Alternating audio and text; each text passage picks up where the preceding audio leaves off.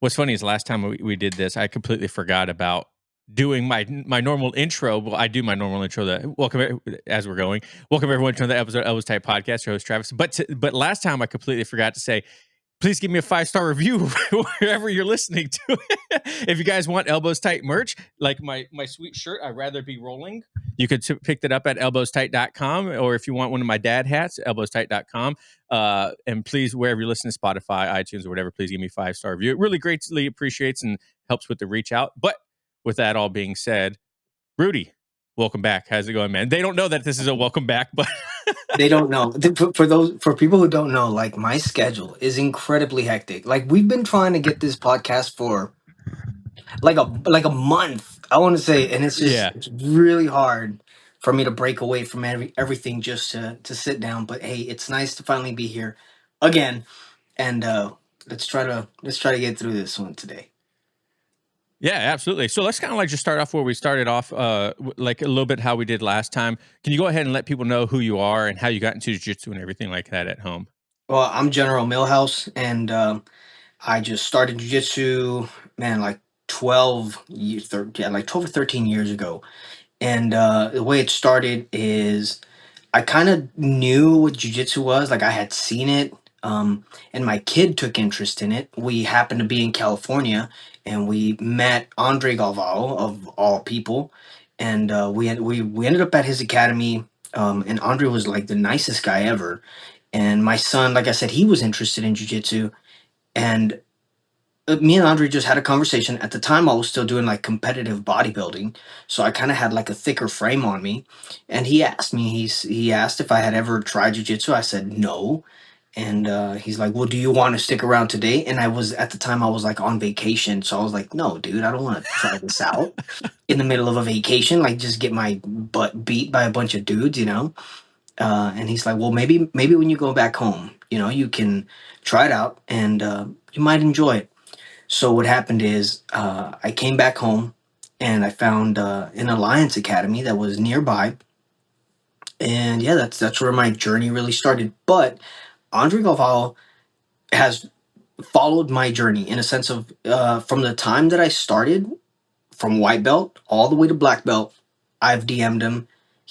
I've sent him pictures of everything. So like he has acknowledged the story of like this is like yeah, it's It's so crazy how things like that happen and you don't realize how big of an impact it makes on your life. You know what I mean? Like you were just like a byproduct of doing it for your son, and now here you are, a black belt. Do your son still train or No, my son, my oldest trains Muay Thai, and my youngest is a baseball player. So my youngest broke his arm actually in jujitsu. So that's yeah, it was like a really hard thing to negotiate with his mom, even though he was really good, like competitive wise, he was good, but he didn't want to anymore after he broke his arm. So yeah, I'm not allowed that privilege, not right now at least. yeah. So how is it like being a parent and then starting your journey with your child? Because I always talk about my son and I, my oldest, he started just like maybe a year or so after I did. He started training jujitsu when we opened up the kids academy or kids side of it. And I always say like, man, when you go through adversity as a family together, like something like hard like jujitsu, where you're constantly testing yourself, constantly putting in these hard things, like it like to me, it helped my son and I build like even a stronger relationship. And even now, he doesn't train, but I'll be like, all right, time to practice jujitsu, bro. And I'll like grab him and like try things like that. And I think it builds like this camaraderie outside of like the typical dynamic of like a parent and child that I absolutely love. And it's something that I'm very grateful for. Have you ever felt that as well when you and your family were training? I think like it made me understand, it gave me a better perspective of who my kids were and where they really how they dealt with pressure, like where they absolutely just crumbled and where they just needed a little bit of help to get past either a situation, and of course like we relate actual life into jujitsu, but that's kind of how it is, so I understand that if he meets a certain situation, both of my kids, if they meet a certain type of resistance or a certain type of difficulty, if I don't help them get past it, they're just gonna, so it helped me understand a little bit more of who they were and help me understand what my role as a parent to them should be. What did when you first started jujitsu, coming from like a competitive bodybuilding, being big, strong, jacked, what did it teach you most about yourself that you were surprised when you first started jujitsu? It taught me that I knew a lot, that I didn't know a lot of what I didn't know, right? It was like Yeah. so humbling because I was like 185, just thick and monstrous. And some dude that was like 130 pounds, like just put it all on me, like he just subbed me, he took my back, he choked me, and it was just humiliating, humbling, but I guess that's what you want, to learn the hard way that you just don't know, that you just can't like just grab some dude and toss him. You're not some superpowers going to take over you and you're just miraculously going to be a fighter. Like that's not real life. And I think it was for me just a rude awakening because I mean I was strong, but I had no idea how to defend myself. Yeah, it reminds me of like Bradley Martin, the YouTuber, was all over social media talking about, he's 260, he'll beat all these professional fighters because he's so much bigger than them.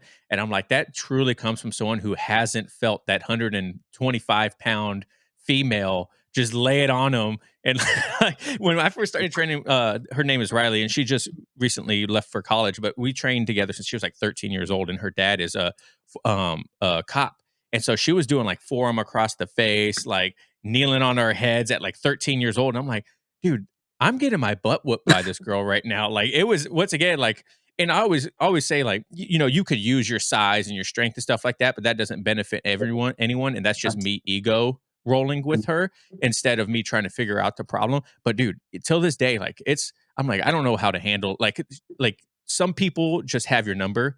And like oh yeah. I don't think I've ever submitted her, to tell you the truth. Okay, because she's a former gymnast too, like super flexible, and I don't know how to handle that. It's like, should I like break the arm? It's like, have you ever ran into people like that where you're just like, this is like, it's so. Besides when you were a white belt, even now, where it was just like so like, oh man, I can't believe this guy.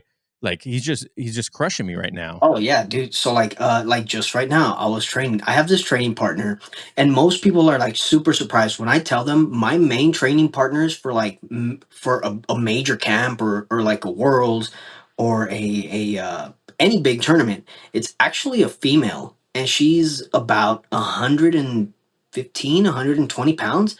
And dude, she will put some pressure on me. Like today, she just had me in side control where I was like, bro, just do something else What do because you I want? I can't get out.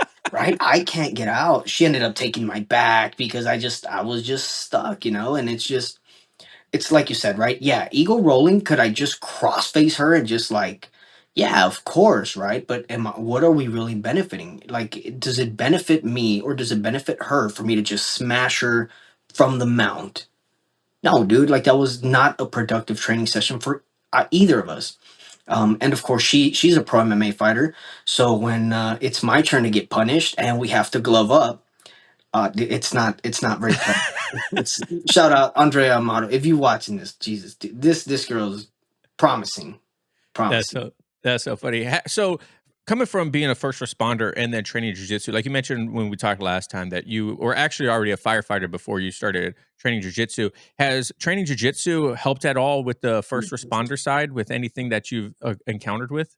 Oh yeah, I mean it's helped me just keep my cool, right, and keep my comfort. It helps me understand where I'm safe and where I'm not, right. So I understand distance, and I understand that if you get a little bit too close for me, that's a little too close for my comfort. Now I need to back away.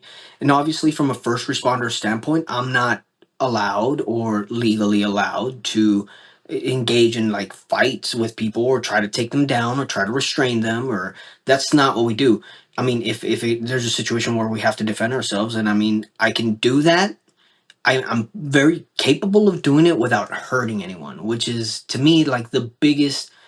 Man, there's just no amount of security that I can just give to anyone other than just like, dude, if you train and you learn how to handle yourself in a pressured situation where there's just like emotions are running high and you can control your own emotions because you're okay and you can handle it. That I think that's what jujitsu helped me when it comes to like firefighting and being a paramedic on the ambulance and all that just helped me deal with stress.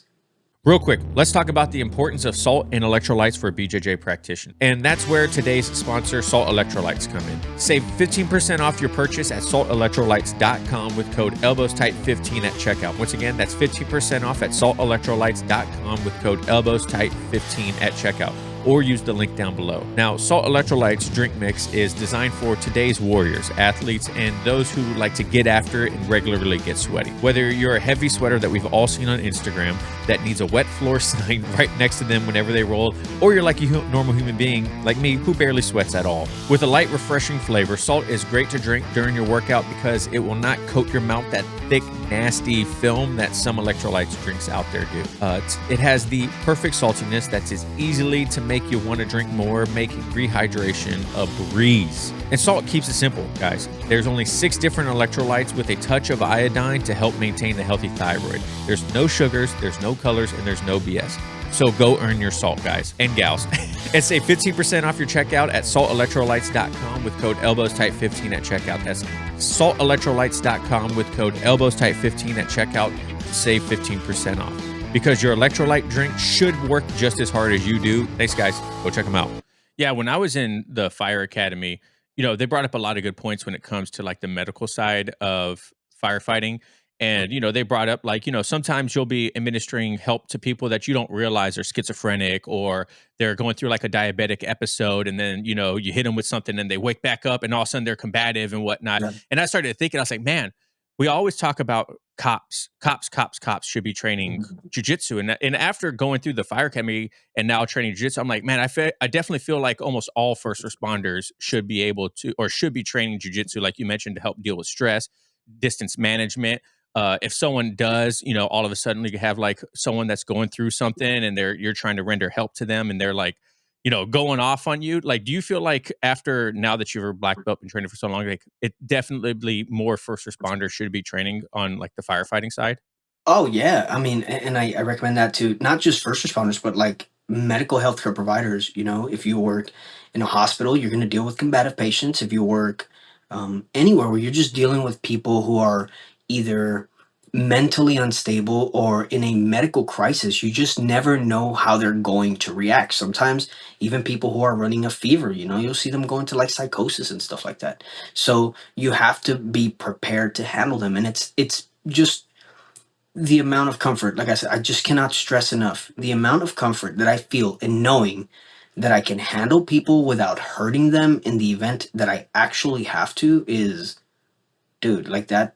For me, it's just like all the security I need. I Yep. can treat people, and it's not just like we also have people who are like, um, what's the word I'm looking for? People who are autistic, right? So like we have an increased case. I've noticed an increased case of autism kids, right? Autistic patients. And you have to be really careful how you handle them. And because you have to be really careful how you approach them, you're also very conscious of their body movement. And I think like in jujitsu, and I mean, obviously, I do put on some gloves from time to time. So I know what my vulnerable points are, where it's like, okay, well, look, if I try to approach this patient and I try to talk to them calmly and they don't like it, this is where I'm vulnerable. Like, this is where I'm going to get attacked. So just kind of be prepared to create some distance, back away, and try again, or see if you can approach the situation differently, the way you would in jujitsu, right? Like if you get Right. caught in an armbar, just probably don't go that way, dude. Go the other way. Like, but when you're a white belt on the mats, it doesn't click to you, and you're just like, well, maybe I'll just go harder, and then you get armbarred harder. And it's the same way in life. If you do not understand how to approach people, how to approach these situations, and you say, I'm just gonna power through, it's probably not the right idea. Like, just stop and think about it. Yeah, absolutely. In the fire service, they have the fire triangle, and this I was thinking about this, right? So the fire triangle, you need these 3 things or 4 things if you want to do the tetrahedron to make a fire, right? So heat, Right. uh, Right. Oxygen, oxygen, and then fuel, right? fuel, and then And then chemical chain chemical chain reaction. reaction. If you, yeah. Right. And I was thinking, I was like, man, what would the fire triangle be for jujitsu? Because we have a lot of similar grappling arts. We have wrestling, judo, jujitsu, even aikido if you want to throw in Right. some of that stuff. In your eyes, what is the fire triangle for jujitsu that makes it jujitsu, right? Instead of, because if we remove one thing, like guard, if we remove one thing, then we're kind of doing more judo or wrestling. If we throw this in there, then it's jujitsu. You know what I mean? Like, if you, in your mind, what would be the three things or more that would make jujitsu jujitsu? Judo, wrestling, and I would say like maybe even some sambo in there, maybe. But yeah, I think wrestling, and I'm like pretty guilty of it myself. You know, I don't work it enough because getting taken down. I'm 38 years old, man. Like it hurts. It hurts to get taken down. I don't like it, you know. But the hip movement, the concept of where your head's going, I think that will all be extremely beneficial in jujitsu. So yeah, I would definitely say those three. Yeah, and I was like thinking, I was like, man, where am I lacking in those threes? And it's like you said, like definitely wrestling is one thing that I wrestled a little bit in high school, and so I felt like I have a pretty decent base, but there's just a difference when you're like going against someone that has like, not even a collegiate, but even like high school state wrestler or something like that. You're going against them, especially as a white belt, and you grab them, you're like, oh, this guy's got something. Oh He's yeah. there's. Oh It's just yeah. like there's like, all right, wait a second, like there's something here. You feel it when they touch you, man. When you have a wrestler who wrestled in high school or wrestled in college, like when you have a brand new white belt, like they're just really spazzy. But when you have a wrestler, he will definitely just club you hard and grab your wrist, and you know it's gonna be a wild ride. Like if you don't defend yourself, and a lot of times you may lose that battle, and then that's where your jujitsu is definitely going to have to start coming into play. You know, which guards are you going to play? How are you going to react? So yeah, Yeah, my buddy Jordan teaches jiu-jitsu over on YouTube. He has a wrestling for BJJ like course with a D1 wrestler from Canada, and he's showed me a couple things of it, and I was like, man, these are great. And he has it's like a Kajabi course where you kind of like go through modules to go through it, unlike a BJJ fanatics thing. And I found stuff like that has helped me so much, especially like his jujitsu theory course, because it started making me think of like things that I wasn't doing properly. Like mhm. one thing he talks about a lot is like, don't let people grab your head. Right. And I was like, oh crap. He's like, because if they can control your head, then they can Oh yeah, basically can control your whole body. And I yeah. was like, oh man. So now if I'm rolling with someone and I'm on my back, I'm like, head is like slammed to the mat. I was like, they're not controlling my head. They're not controlling my head. Are there any things that you've noticed since you started training jujitsu that what were the biggest eye openers in your like conceptual learning that you realized when you were training for so long? I think just like dumbing things down, right? Like just finding concepts. So instead of like finding, let me learn an armbar from here, let me learn an armbar, right, from different positions. I think it's easier to just understand that if I'm looking for a shoulder to sit on with your arm in between, I have an armbar. Like it doesn't matter where it comes from. And so when I was teaching the kids curriculum, that is one of the things that I would tell them, like look for a shoulder to sit on. And it doesn't matter where you are. You could be That's on the such a bottom, great you way could to be on look the at it. top, you can be in any position. If you can sit on a shoulder, you're going to catch an armbar or some sort of submission. You can get there. And I think I notice it, especially now that I understand or I see it with that concept. Like I see guys like Mika Galval, and he can make that connection from literally anywhere. So he's not looking for an armbar, he's looking for the shoulder so that he can make that connection and get to these submissions. So yeah, just like concepts like that of breaking down things to the most simplest terms where it doesn't have to be that complicated. Like, dude, just look for a shoulder, sit on it, find the arm. It's not, you know what I mean? Yeah, no, that's Um, great. I've never heard that one. I like that one a lot. yeah. Yeah, Yeah. and and if you guys want, like, speaking of Jordan's courses, if you guys want $25 off, there's gonna be a link down below. Use my code, and you get $25 off on his courses if you want. So I saw you tag me in something, and I want to talk about this, and it kind of goes into your what you were just talking about learning. When it comes to lower ranks, some people are more conceptual learners. Some people are more they have to do auditory, physical, right? They have to get the reps in. How do you assess as a black belt and as an instructor the best pathway for your students to learn? I think just understanding concepts and then breaking down mechanics of these concepts. Like, how well do you understand? So in firefighting, we call them strategies and tactics, right? So like the strategy is maybe just offensive. We're just going to fight that fire, right? We're going to go in, we're going to fight it. What are the tactics? Well, that's going to be different. That's the actual details of what we need to do. Are we going to go in from the front? Are we going to go in from the back? Are we going to hit it from a window first? Like those are the most relatable terms to me, at least in jiu-jitsu, and that's how I start analyzing the performance of the belts coming up. Do you understand that you need to grab the leg? Yes. Okay, can you grab it from here? Cool.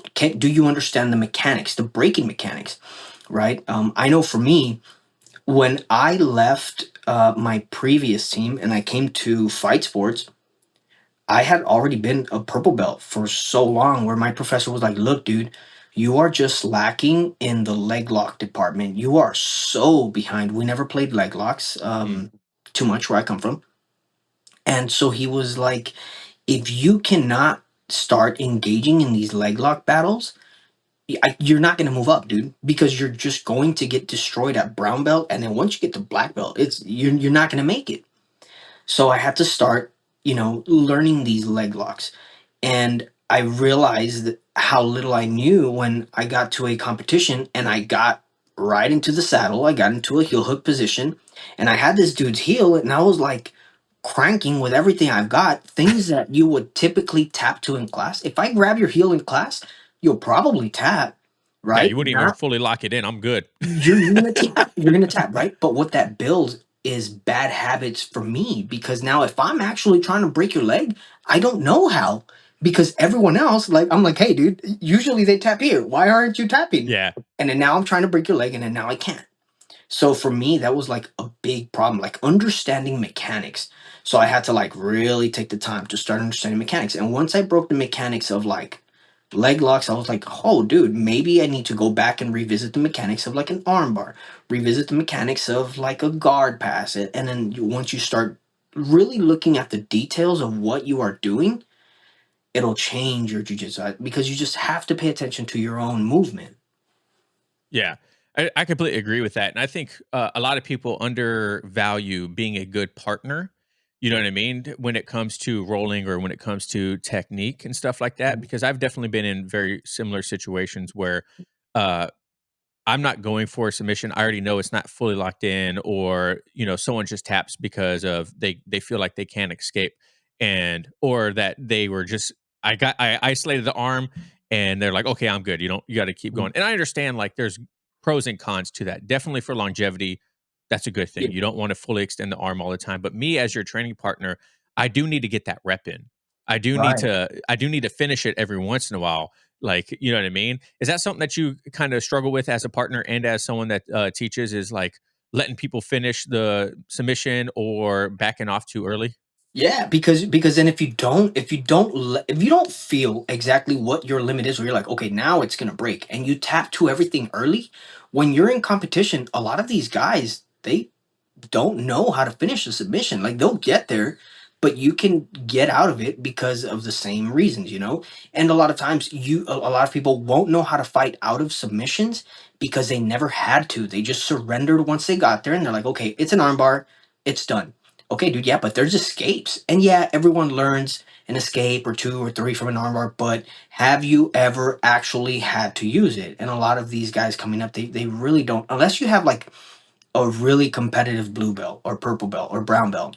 A lot of these escapes are just in theory, right? So unless you actually test these different sequences out, you're not really going to know what works best for you because a lot of times escapes or techniques in general that work better for you may not be the same for me. So you have to put them up to battle and yeah, finding a good training partner that's going to take you to these limits. It can be hard for sure. What kind of value do you put on uh, live training versus conceptual or technique driven? Like, do you feel one is more important than others, or are they 50-50 in your mind, or how do you view those two things when it comes to training? Well, I mean, live training, we're trying to get down the techniques that we talked about.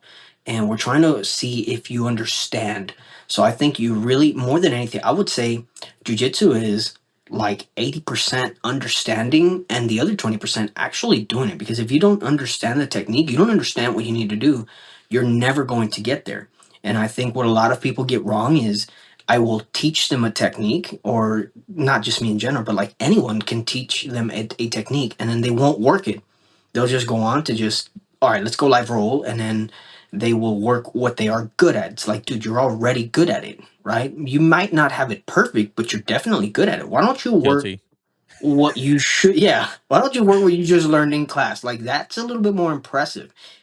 If you can hit the technique that we just talked about in class, that would be a lot more impressive than you hit the same, I don't know, loop choke or whatever that you do all the time, you know? So as like someone that sees that happening, do you try to do more like positional rounds for the technique of the day? Or are you, when you're done teaching technique, they get their reps in, are you just going straight to open live sparring? If I'm teaching the class, for sure I will do more positional type training. Now, I do know that there are other instructors who prefer more just live role, right? And so, what you have to do with that is you have to create the position, you have to give up the position. And a lot of times, people are too prideful to do that. Oh, So, 100%. if you are trying to work a mount position, obviously, so like the way I try to explain it, especially to like upper belts when they're like, hey, how did you work this? Well, dude, no one's going to want to sit there and drill with me. And honestly, I think drilling is kind of like a bit of a waste of time. If you already understand which way your body needs to go, it's kind of a bit of a waste of time, I think, right? So I think if you have an idea of your body mechanics, which way you need to move, then you need to start rolling with lower belts and put yourself in a situation where now you can use the mechanics that you learned or you studied earlier. Does that make sense? Yeah, absolutely. But like you mentioned, that could be very. People talk about leave your ego at the door in jujitsu and whatnot, and no one does, right? Uh-uh. And if we're going to be honest, like everyone, they tone it down. I'll say they tone it down. Most people tone down their ego.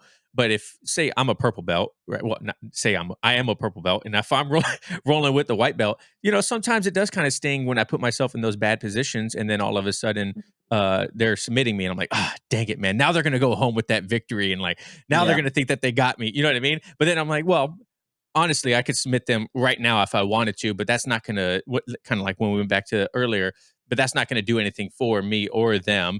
I was like, so having that humility to know if I'm working on something, I'm gonna get caught. Our Yeah. our our instructor, Keegan, he's a purple belt also.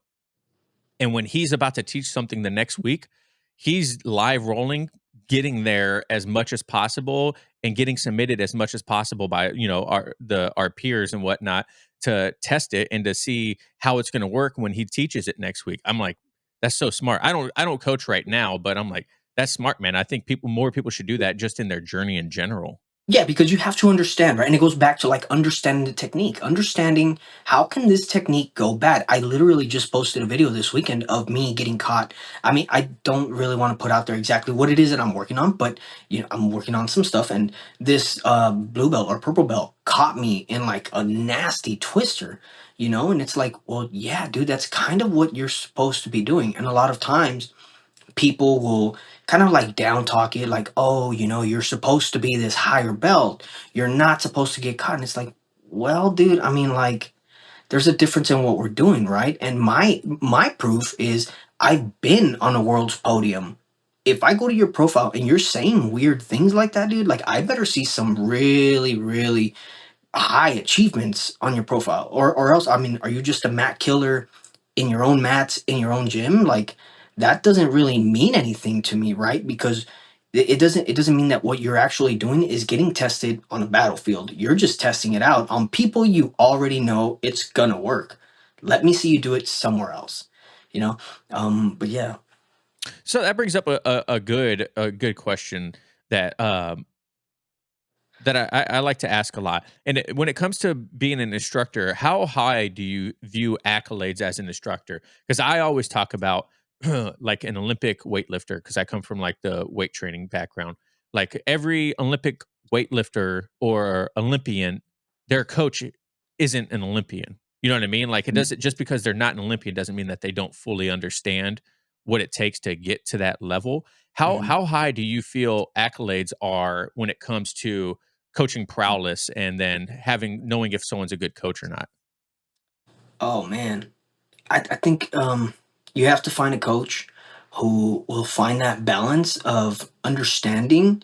So, like for example, like you look at guys like Danaher, and you look at Gordon Ryan, right? Dude, I can go down the books. I've never seen any of the books with Danaher's names on it. But if he's able to teach Gordon Ryan, so you have to find someone who truly understands the game. And I mean, I'm pretty sure he can do a lot of things. I've never seen it, but I'm pretty sure he can. Just 80%, it's that 80% of understanding jiu-jitsu, understanding the techniques, and being able to communicate that, right? So like an instructor like that probably won't work for me because my attention span is so small.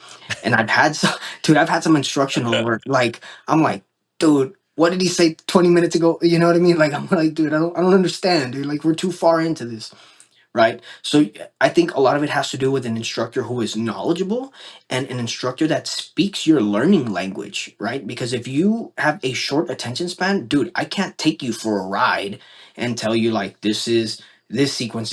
Like I have to build it up. So if you don't find an instructor that speaks a language that you truly understand, then it's doesn't matter how good that dude is.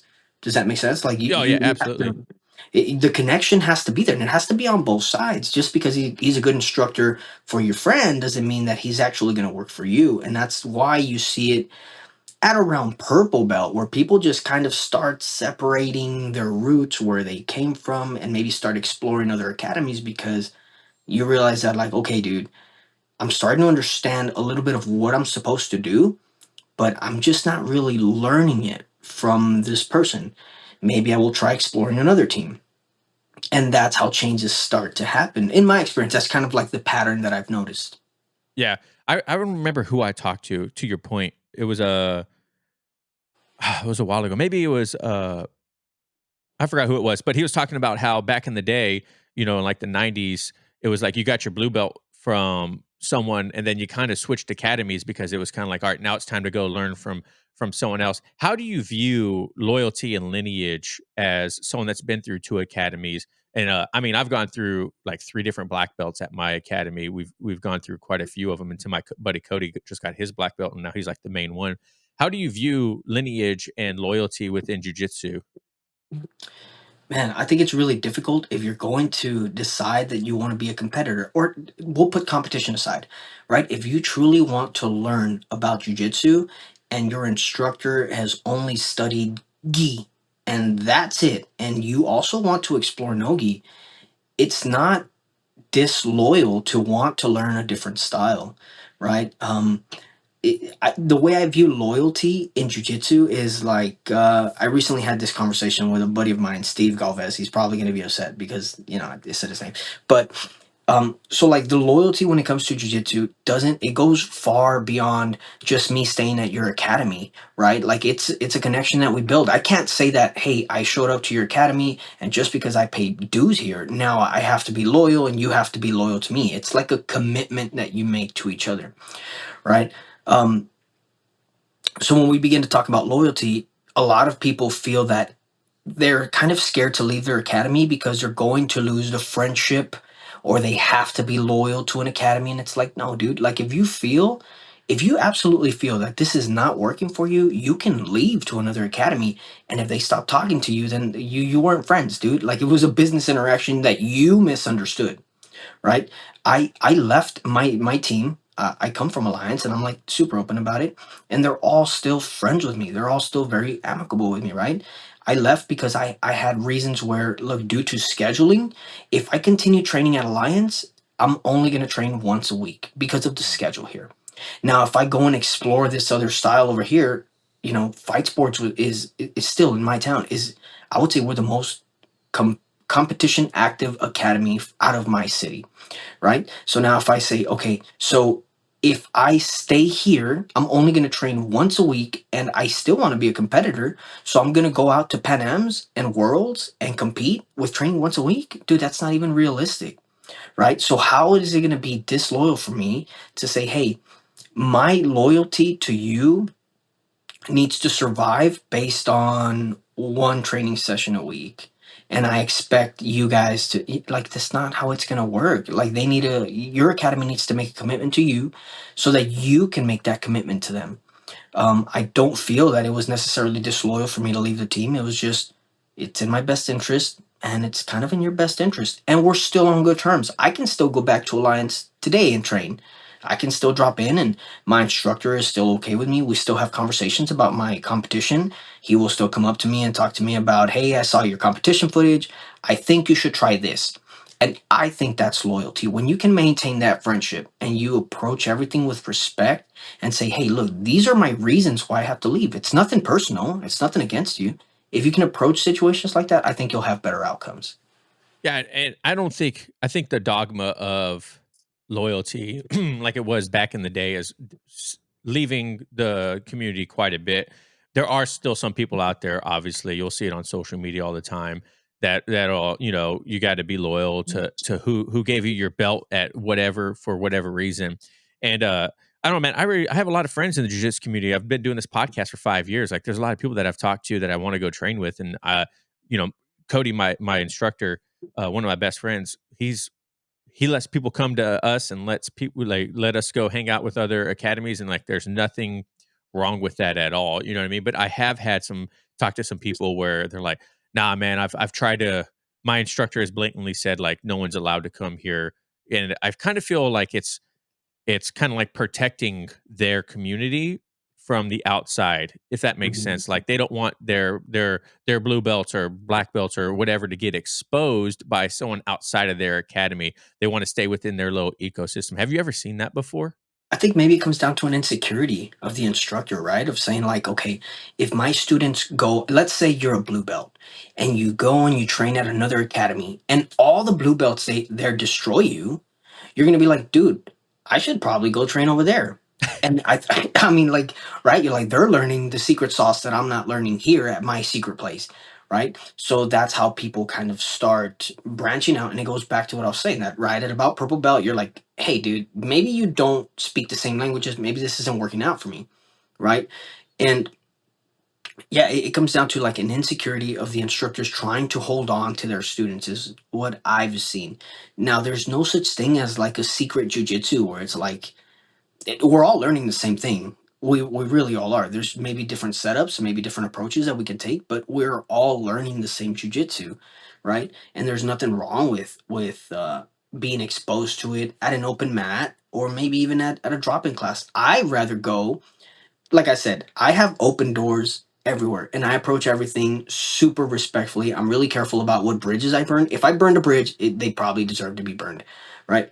But I can go drop in at Gracie Ba down the street. I can go drop in at Tom DeBlas Academy. Tom DeBlas Academy is like Tom DeBlas is like super friendly to me everywhere I run into him because I've dropped into his academy so many times. He's just like, dude, I thought you were one of mine. I'm like, no, I'm sorry. I'm sorry, dude. I train there all the time. I apologize. But like it's just how you approach it. And because I compete a lot, I rather see what they're learning, just kind of get exposed to it and deal with it in a training room than paying thousands of dollars to go on a trip and compete and be like, dude, I've never seen this lapel guard in my life ever.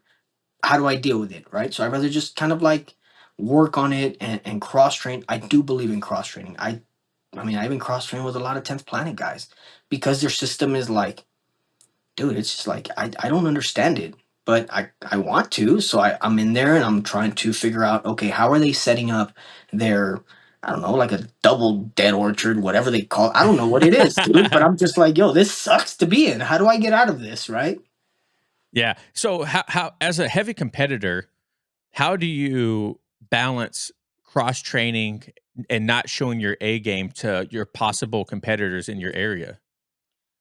I think so like I had this conversation with Andy Varela one time, like when my social media kind of started like doing well and started getting a lot of views. I asked Andy, I was like, hey dude, how do you do it to like hide your hand, right? Like how do you do it to hide what you're going to be using in competition? He's like, I want them to see it. Mm. You're not gonna hide it. Let them see it. And if I'm that good at it, I'm going to get it anyway. It doesn't matter what you do. Like now it's my challenge. So I think at that point, I was like, dude, whatever. I'll just put it all out there. And like I said, if I studied my game and I understand it well enough, it doesn't matter what you do. I'm still going to play my game. A lot of times when people go and compete, they're so caught up in what is my opponent going to do that they stop doing what they want to do. And then they become reactive instead of being proactive in their game, which is really how people begin to get caught. And I mean, I'm guilty of it sometimes myself. It happens to the best of us, but you just have to do your best to not play into that game. Yeah, yeah. My instructor, he's a Carlson Gracie black belt. He's like third down from Carlson. It's crazy, and he talked about it, and he was saying during the instructor what's like some people might get upset about this or disagree, but he was like, don't work both sides for this technique. He's all like, get good at one side, and then if people want to beat you, they have to beat you at your good side. He's all Mhm. like, don't be wasting time going back and forth. He's like, just get good at one side, and then people have to beat you on that side. Is that something that you kind of view, or how do you view that mentality? I definitely have a weak side, like everyone else. I think Definitely, I have. I 100%. think I think I have like a I think I have like a black belt left with like a purple belt right.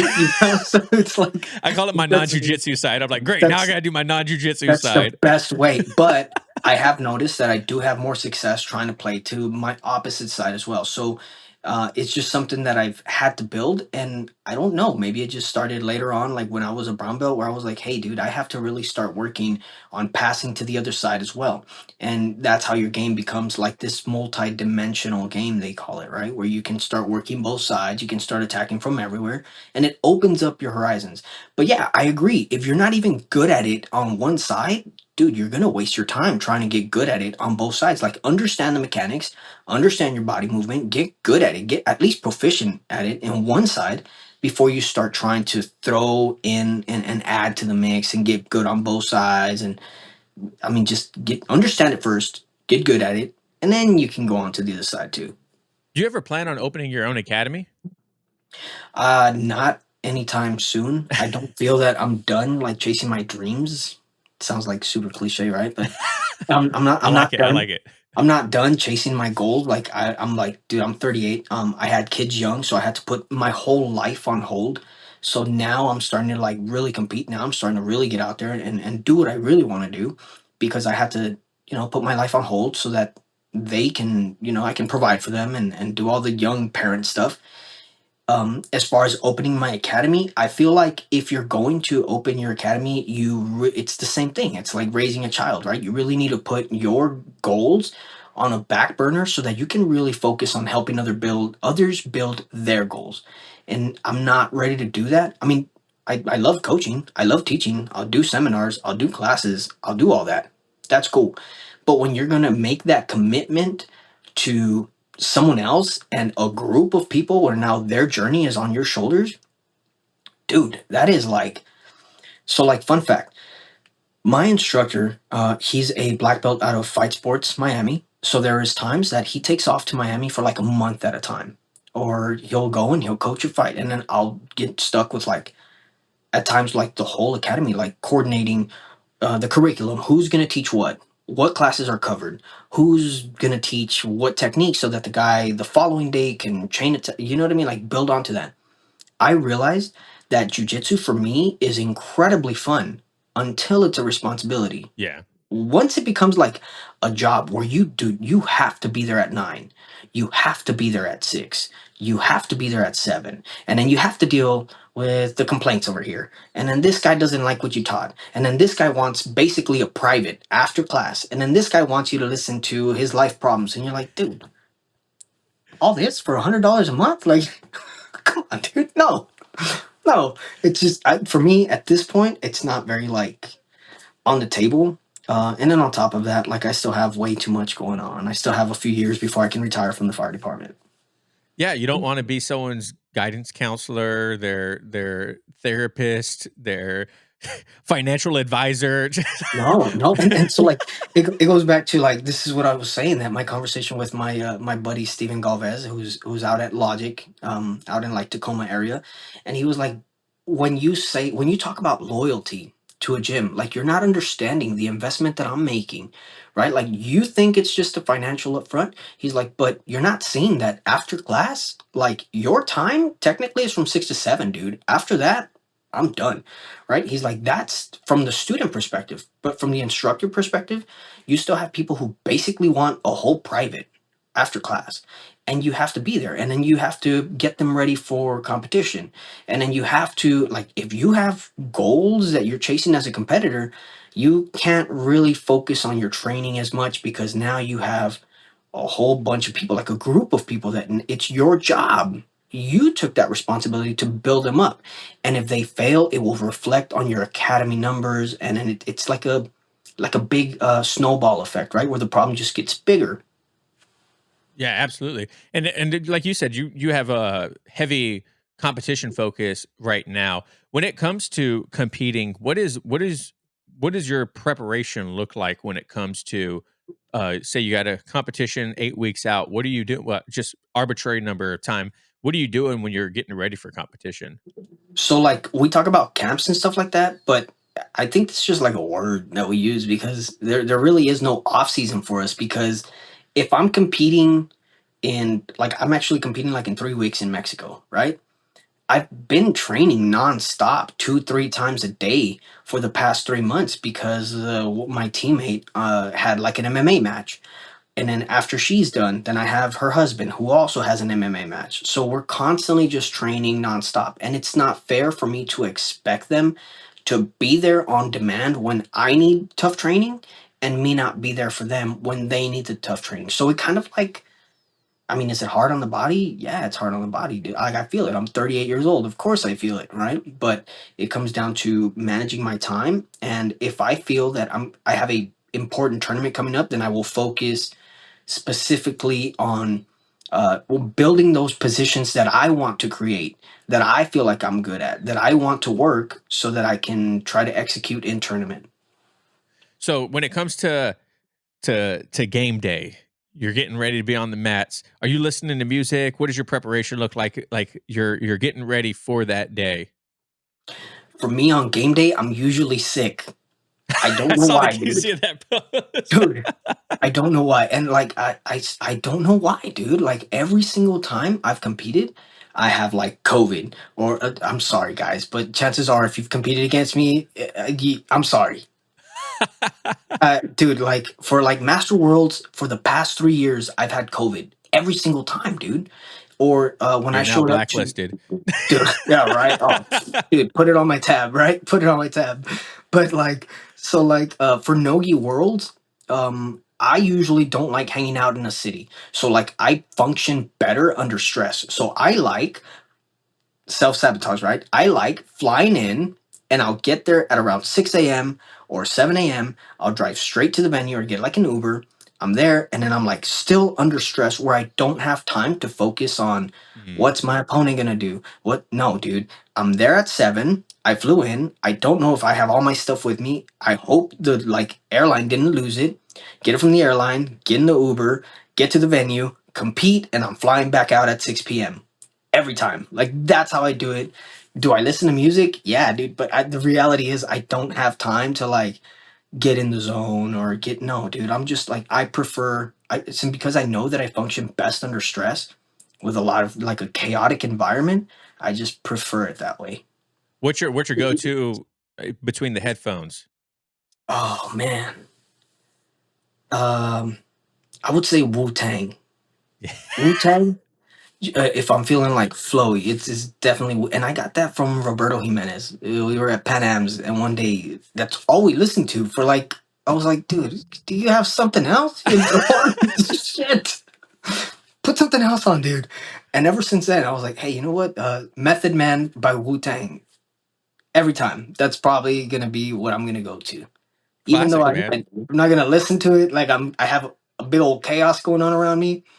It's probably gonna be Method Man by Wu Tang. So as someone that's prominent on social media now, do you find it difficult to not look up your opponents if you know who they are in advance? No, dude. I try not to look anybody up because, like I said, so I made the mistake my first match at black belt, uh, and I hadn't done it before. and I mean, I do okay. Like everyone else, like I'm not amazing at competition. I think I lose for sure. I lose more than I win. But when I win, you guys are gonna get the highlights for That's months. I right, don't baby. care. For months, it's the same one, right? I hit a I bolo. don't I hit a care. bolo. I don't care. It's gonna be that same dude's face every time in the highlight. But it's brutal. It's the truth, right? It is what it is. But no, dude, I try not to look it up because what happens is if I look you up and I see that you pull guard every single time, and then we compete and you haven't pulled guard and it's been 30 seconds, I'm gonna panic. I'm gonna panic, and I'm gonna be like, "Oh, dude, this guy's gonna do something different," and I'm not worried about what I'm gonna do anymore. Like I'm no longer focused. I'm more worried about what are you gonna do so that I can react instead of engaging into what I want to do. Does that make sense? So Yeah. I go into a match, every single match. I do have like a theory of like, okay, I'm gonna go in and this is what I'd like to do. And if it doesn't work out, then this is how I will react to it. This is gonna be like the plan A game, this is the plan B game. Will it work? I don't know. It usually never does, and it usually just a whole disaster. But when it goes according to plan, dude, like I end up doing well, and it's not that bad. How do you handle losses, especially now as a black belt, to where you don't get that like imposter syndrome? Because I know a lot of people that compete if they get they do a couple competitions, they get their butt kicked. They're like, oh man, like what am I doing? Like, or even if they win a couple and then do bad, you know what I mean? They'll be like, oh, I'm crushing it, and then they go lose and they're like, wait a second, that's not supposed to happen. How do you maintain that like level head through Oh victories and man. losses? There's this guy. His name is Kimo Anderson, rated R, right? And I think everyone needs that friend in their life. The way I handle losses is I know, good or bad, after every tournament, I have to make that phone call and I have to explain it to them. And he's going to tell me, like, hey, dude, if you sucked, that's because you didn't stick to your plan. You didn't do what you were supposed to do.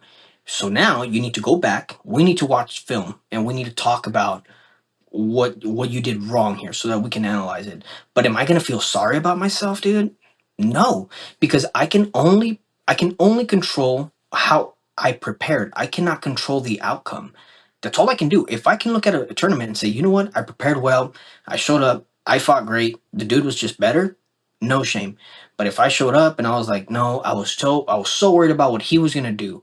I was just absolutely. I think that's only happened one time that I showed up to a tournament, and it was last year at Brown Belt at Master World. This dude came from like I do not mean to be disrespectful. He came from like Japan or China. I don't know where he's from, dude. But he had like a big old bag with all his stuff. Where he obviously just came from the airport, and this dude just dominated me. Dude, I fought well, but the dude just dominated. And when I walk away from performances like that, I'm like, well, it is what it is, dude. What can you do? I prepared well. He was better. Let's Yeah. analyze the tape. And so, like now, a rule that I have, me and Kimo Anderson kind of came up with this thing where I told him, like, he told me, he's like, hey, if we show up to a tournament and there's only three, and you end up on the podium, you better take that medal off and give it back because you didn't win anything, dude. So that's like a rule that we have, and we try to keep it honest. And I think honestly, that's why my social media kind of like started growing because I'm honest about it. Like I'm not gonna just show me beating up on some dudes. Like that's not because that's not realistic, dude. Like that's not relatable. That's not jujitsu. You don't go into your mat room today in class and you're gonna beat everyone there. You're gonna lose a few matches, and it's okay. Like you just okay, dude. You just move on to the next. What are you gonna do? You know. Yeah. What's the biggest piece of advice that has helped you the most for competition, and who gave it to you? Mm. The biggest piece of advice is to fight for the submission. Always fight for the submission. Don't fight for points. Don't fight for anything other than submission. You're fighting to win. That's it. And that was from Roberto Jimenez's dad, actually, Gacho Jimenez. And he was like, because a lot of times, if you're just fighting for points, you're playing a stall game and you don't even know if the ref likes you. Because even if he doesn't know you, maybe you're just wearing the wrong patch.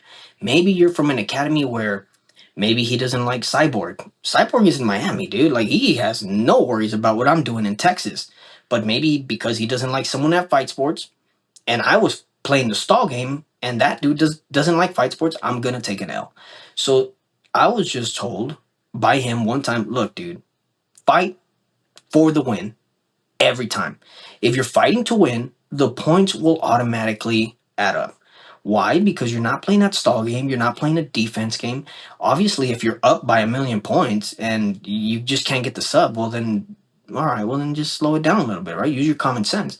But don't fight just to gain points. Don't fight to just barely win. Like you're there to do a job, just get it done. So what's the biggest tip that you give your students when they talk about competing? Is this the same thing? Yeah, I always tell them like we're there, and you're there to fight for your submission. Fight for your submission, and if you set up your game the way that you'd like to, then you can basically get to whatever submission is allowed. Don't fight for things that aren't there. That's one thing that I'm really strong about. You know, like I have a lot of students, and I guess you can blame a little bit of Instagram for it. You know, where they see like this guy is always shooting like I don't know flying arm bars or maybe a certain finish. It's like, dude, yeah, you don't have to do that. If it's not there, stop fighting for things that aren't there. Fight, you know, fight to win, but don't go chasing things that are just not existent. Create the position, and if it shows itself, do it. But don't do it just because you want to do it. You know, like Right. it doesn't make Yeah. sense. Yeah. It reminds me of like when you watch white belts or junior belts compete and they both just grab sleeve collar or double collar and it's just rams locking horns and they're just like throwing each other around and like no one's doing anything. And then 45 seconds later, they're both like standing there like Ricky Bobby, like, I just don't know what to do with these because their Yeah. forearms are shot. And I tell people, I'm like, if you're going to compete, I've only competed one time at blue belt, and I'm sure people at home are tired of hearing this. But my whole goal, uh, for competing wasn't to win. It was not to blow my grips out every match in the first 30 seconds and not to get submitted. I ended up getting submitted in my last match because I was so exhausted. I had like cut weight. I was empty stomach. I had no one there telling me what was going on. So I was completely oblivious to what was happening. But I didn't blow my grips the entire time, which was a big W for me because I knew that was like such a bad thing for people when they first compete, man. So that's the idea, right? So like you got a little bit better. You learned, okay, maybe I should conserve my energy. Maybe I should breathe a little bit different, or maybe I can instead of holding on for that to that one grip for dear life, let it go. Grab another one, dude. Like just losing grips doesn't mean losing one grip. It's called grips. It has an S at the end, right? You can change it, grab different grips, but that's progress. Now, I, fighting to not lose, fighting to not get submit. And but that's also growth, right? Because you learn from it. You're like, okay, dude, well, okay, now maybe I should start fighting to win, right? Because it goes back into like you're not fighting to just barely win. You're not fighting to survive. You're there to win. Like you want to get on the podium too. Why? No, Because that's 100%. Yeah. dude, like that's what we're all doing here, right? Like, that's not get ourselves or I mean, yeah. So it's all growth. Competition is good for everyone. Does everyone handle it different? Yeah, I know people. I've seen like adults, grown adults, crying, right outside of worlds. And maybe to them it means a lot more than it does to me because I'm not, although I do compete a lot, I'm not all in on this. Like if jujitsu doesn't work out, it's okay, dude. Like I still have a career. And if that career ever didn't work out, it's okay, dude. Like I'll have another backup plan. Like it's all right, but yeah, I can see how it can definitely be hard on people emotionally and just like destroy them when they lose. I've seen it. It's not pleasant. It's been guys who I've respected and I still do, but for me to see you cry over losing a match to me is like, dude, Yeah. I So, don't know. It's that's not that bad, dude. It's really not that bad. I don't know, man. I've definitely been in a class sometimes where it's like was a rough night. Everyone smashed me. I felt like a complete waste of space. You know what I mean? I've definitely like rolled the windows up. It started raining. I put some sad music on. You know what I mean? Like it's in the Cutting middle of onions summer. in here. I'm just like I'm not good. Sometimes you get into feels, man. Like Yeah. so, but what's your next big goal for your jujitsu journey? Then, are you trying to obviously win black belt worlds and stuff like So that? But like, what are yeah, your goals? black belt Nogi Worlds is ultimately the goal. That's where I'd like to be. And Nogi, I just recently started competing in Nogi. And everyone who knows me personally will tell you that a lot of the jokes I make about Nogi guys on social media, it's actually how I feel. Like, I really don't like Nogi at all, dude. I just had to start training Nogi because all my training partners are Nogi people. So I like, you have a choice to make. Either you stick to what you're good at and you only train with a few people, or you get to expand. So with that said, I started competing in Nogi, and I just started doing a lot better at Nogi than I did in Gi. So my goal is ultimately to win a Nogi at black belt in master division. I don't know if, I mean, it is what it is, but that's my division. So Yeah. yeah, that's I'm I trying I, to I get want to people. compete at Masters Worlds sometime soon. Uh, but like like today I was supposed to go train, but I wasn't able to go, and so it's like, well, if I'm gonna make it a goal to compete at like something like Master Worlds, I need to be like super serious with my training. I can't be going twice a week and having fun all the time. And there, I Mhm. definitely need to lock it in and know for sure, like, okay, this is the date. This is when I want to do it and give myself the best opportunity. Because even though I said like I didn't want to, my goal was not to get submitted and like wasn't necessarily to win. Like the reason I say that is because I didn't want it to be like you mentioned, like the end all be all. Like this was a complete failure because I didn't win. You know what I mean? Like I Yeah. was trying to set like small goals in order for me to see the W's in the L's, if that makes sense. You know what I mean? Because Yeah. I feel like that a lot of people will harp so much on the overall loss or the overall win and then not see the small things that they could do better or that they did right. Yeah, I think if your goal, and this is just my advice to you, if your goal is to win a major title, or win at a major tournament like that, you have to play the preseason too. You can't just show up Yeah. for game day on just Super Bowl day and then you're like, why didn't I do good? Well, dude, because you didn't do preseason. And these guys you're competing against that are up on the podium, they're doing the preseason, they're doing the regular season, they did the off season, they did all that work, and then they showed up to playoffs, and then they showed up to the Super Bowl, right? So like a lot of times you show up to these major tournaments and you're like, damn, dude, how did I do so poorly? Well, because you didn't have the reps. You didn't find out what was working in competition until you found out, and it was too late, dude. You're at Super Bowl. Not gonna work now. What good is it gonna do for you, right? So you have to do the reps. I've tried to stay as active as I possibly can. I've even expanded to like competing for the ADCC Opens. Like I said, I'm going to Mexico. I had a super match, but dude, I was so sick. Like I just don't know how to compete and not be sick. It's just It's all the stress, man. It's all the stress. could be. It could be. It could be. I don't know. I'm just tired of it. Yeah, it is what it is. No, I completely get it, man. But hey, thank you so much for your time today. This was a great conversation. I'm forever grateful that we were able to cut it out of this I busyness on know. both of our lives, man. So, but I like to end the show with the same question every single time. If you could give a piece of advice to a brand new white belt, what would it be? Oh man. Start looking at your positions and try to understand what's going on. Don't be so reactive. Be patient. Look at them, and you will have a much better journey if you focus on the fundamentals. My biggest mistake is when I came in the game, I saw a lot of one too many meow videos, and I was like trying to berimbolo everything out of everywhere, and that's not necessarily a fundamental technique.